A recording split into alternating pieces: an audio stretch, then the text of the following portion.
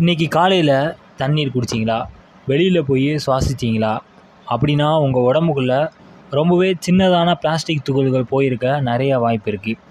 இதை விட அதிர்ச்சியான விஷயம், சில அறிவியல் ஆய்வுகளில் மனிதனோட மூளையோட திசுக்கள்லேயும் மைக்ரோ பிளாஸ்டிக் இருக்கிறதா கண்டுபிடிச்சிருக்காங்க.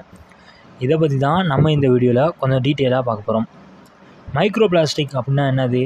நம்ம பயன்படுத்துகிற பிளாஸ்டிக் பொருட்களை நூற்றுக்கணக்கான ஆண்டுகளாயும் அழியாது. அதுக்கு பதிலாக அது சின்ன சின்ன துகள்களாக உடைந்து கொண்டே இருக்கும். 5 மில்லிமீட்டருக்கும் குறைவான துகள்கள் மைக்ரோ பிளாஸ்டிக் அப்படின்னு சொல்லப்படுது. இதை விட இன்னும் சிறியது நானோ பிளாஸ்டிக். இவை மிகவும் சிறியதாக இருக்கிறதுனால கண்களால் பார்க்கவே முடியாது. ஒரு கடற்கரையில் கிடைக்கும் பிளாஸ்டிக் பாட்டிலில் கூட பல ஆண்டுகளில் கோடிக்கணக்கான நுண் துகள்களாக மாறக்கூடும் அப்படின்னு சொல்லப்படுது. நாம் நினைக்கிறத விட அதிகமான வழிகளில் மைக்ரோ பிளாஸ்டிக் நம்ம வாழ்க்கைக்குள்ளே நுழையுது. குறிப்பாக சொல்லணும் அப்படின்னா, பாட்டில் தண்ணீர், குடிநீர், கடல் மீன், உப்பு, காற்றில் மிதக்கும் தூசி, இது எல்லாமே நம்ம சொல்லிக்கிட்டே போகலாம்.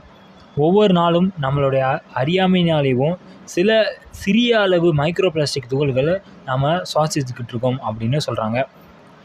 சரி, இதை மூளையில் எப்படி கண்டுபிடிச்சிருக்காங்க? சில ஆராய்ச்சியாளர்கள் உடல் தானமாக வழங்கப்படுற மனிதனோட திசுக்களை ஆய்வு செஞ்சப்போ அதில் மைக்ரோ பிளாஸ்டிக் துகள்கள் இருந்ததாக கண்டுபிடிச்சிருக்காங்க. இதில் மூளை திசுக்களும் அடங்கும். இது உலகம் ஃபுல்லாக கவனத்தை இருக்குது. ஆனால் ஒரு விஷயத்தை மறக்கக்கூடாது, மைக்ரோ பிளாஸ்டிக் இருப்பது கண்டறியப்பட்டது அப்படிங்கிற ஒரே ஒரு விஷயந்தான். மைக்ரோ பிளாஸ்டிக் ரொம்பவே சின்னதாக இருக்கிறதுனால உடம்புல பல்வேறு பகுதிகளுக்கு செல்லும் வாய்ப்பு நிறையாவே இருக்குது அப்படின்னு பல ஆய்வுகள் சொல்லப்படுது.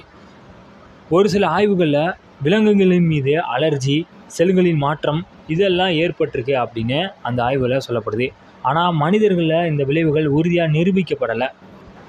இதிலேருந்து நம்மளை எப்படி தற்காத்து கொள்ள முடியும் அப்படிங்கிறத பார்ப்போம். பிளாஸ்டிக் அப்படிங்கிறது நம்மளுடைய அத்தியாவசியமாக ஆயிடுச்சு.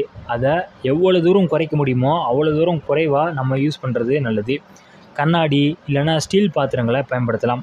ரொம்பவே சூடான உணவுகளை பிளாஸ்டிக் டப்பாக்களில் வைக்காமல் சில்வர் டம்ளர் இல்லைனா சில்வர் பாத்திரங்கள் இந்த மாதிரியான விஷயங்களில் நம்ம பயன்படுத்தலாம்.